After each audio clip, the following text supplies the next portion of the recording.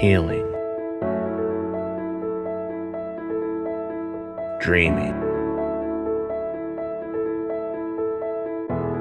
believing, manifesting, pivoting.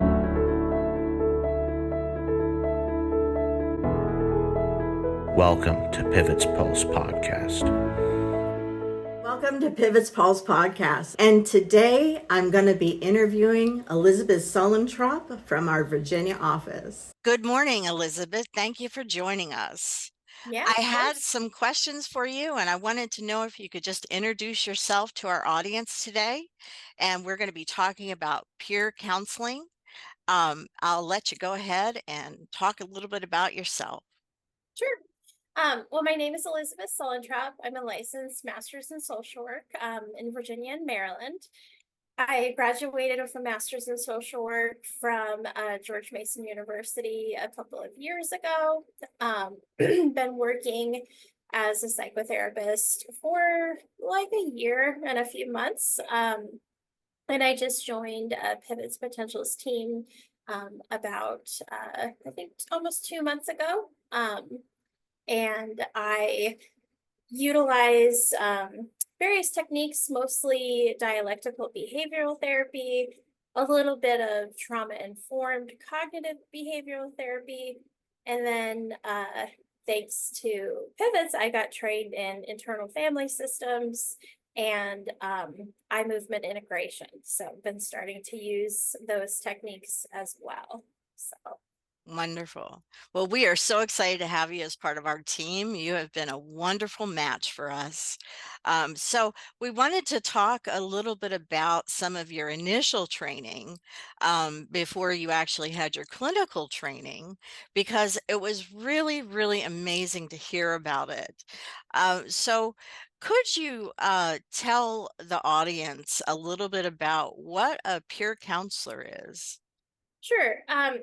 A peer counselor, is sometimes also called a peer support specialist, is someone who does counseling for people with mental illness who has their own experience with mental illness, which is why it's called peer counseling, because you're peers with each other. So. And can you tell us a little bit about the training that is encompassed in being a peer counselor? Yeah, there are essentially two phases of training. There's the initial training, which is done by an instructor, and you're given, information about how to be a peer counselor, some of the, values, and then, you take a couple of quizzes, and you talk about your own experience, and then you have to earn your hours.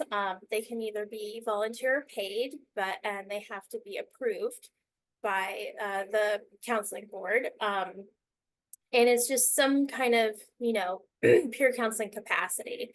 And in Virginia, it has to be 500 hours, and you'll be working underneath a supervisor.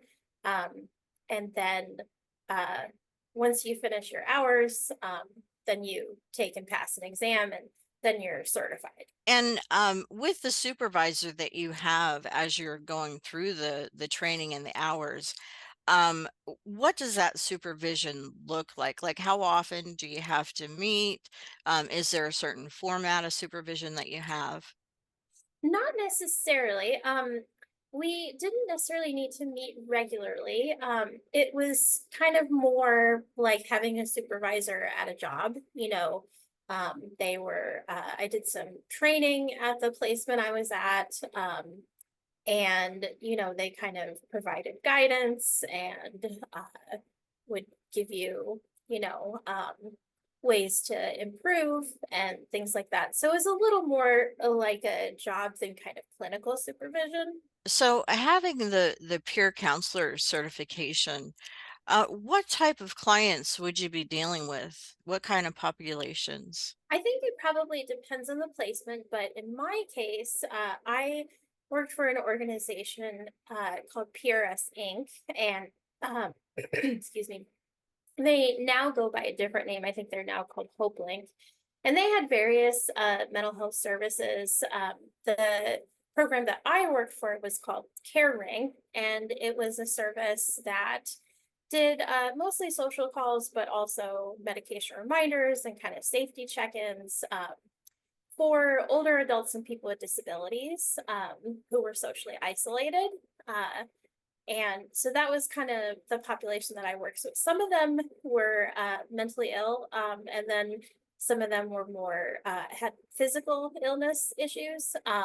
So it was really a range of, kind of different types of people. So Can you share a little bit about what your transition was like from being a certified peer counselor to moving into being trained as a clinical therapist? And how did your influence of being trained as a peer counselor, how did that influence you as being a clinical therapist? yeah, I decided to get my master's in social work because after I had my certification, I looked for work as a peer counselor, and it was very competitive. And I didn't have a lot of luck. And I thought, well, if I want to work in this field, I think I'm going to have to go back to school. Mm-hmm. So I knew I wanted to go to George Mason University. And I didn't have my heart set on social work. I was open to a counseling program, but they didn't have a counseling program. They had a social work program. So I applied, and my supervisors at PRS Inc. did my letters of recommendation. And, then the MSW program, has its classes and then has its own internships. And, you're under supervision for those. And then, you get the clinical training and the generalist training. And that was kind of how I transitioned from peer counseling to clinical social work. Is there anything else that you would like to add, or if there's any message that you'd like our audience to hear for today as we're closing up? Yeah. And I didn't answer your second question, how it influences me. Oh, I'm so sorry. Yeah, why don't you answer that too? Yeah. Sure.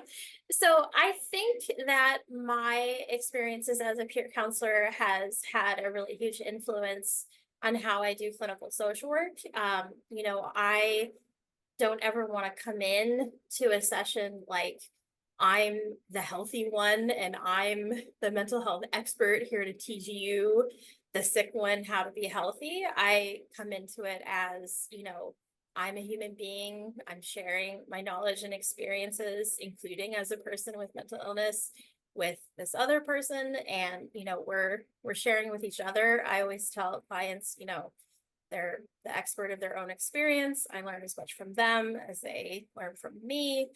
And I try to always make sure that I treat clients with respect, and, don't talk down to them, and don't treat them like they're unintelligent. And I do that because I had experiences of being treated that way by clinicians. Mm-hmm. Yeah. And I had a client, I share sometimes my own experiences, and clients tend to really like that. And when I shared that with one particular client, she said, I knew you were different because you never judged me. Which is kind of her to say, but sad, because I think there is sometimes judgment. And I think there are sometimes, clinicians that come in thinking, I'm the healthy one and you're the sick one, Mm-hmm. or assume, well, why would you do something, so irrational? And, humans aren't rational. So, Mm-hmm. and it has Mm-hmm. nothing to do with intelligence, Right. So, and then if I had to leave a message, there's a phrase, and I tried to find out who the author of this phrase is, and I couldn't, but this really resonated with me. It's a saying that says, giving what you needed that you did not get is the medicine you have to give to the world. And I think that's really true. That's And beautiful. yeah, it is a beautiful quote, and it guides what I do. I want to give people the type of experience that I needed from clinicians, and sometimes didn't get. And I always want to make sure I keep that in mind, when I work with clients. So Yes, yes. You know, Elizabeth, you are speaking the words that I lead pivots with, and that is empathy, compassion, caring, and understanding and collaboration with our clients that we meet with every day, because it is so important that our clients feel heard, understood, and that we are meeting them where they're at, and that they're the ones with the expertise about their life, and that we're just helping to guide them and help them with, one, what we know, clinically, but two, the experiences that we've been through too. And, I really, really appreciate you sharing your story and everything that you have learned and you have been through and your transition. Thank you so much, Elizabeth. I appreciate you being on our show today and, providing us the information that you have. yeah, Thank you. absolutely.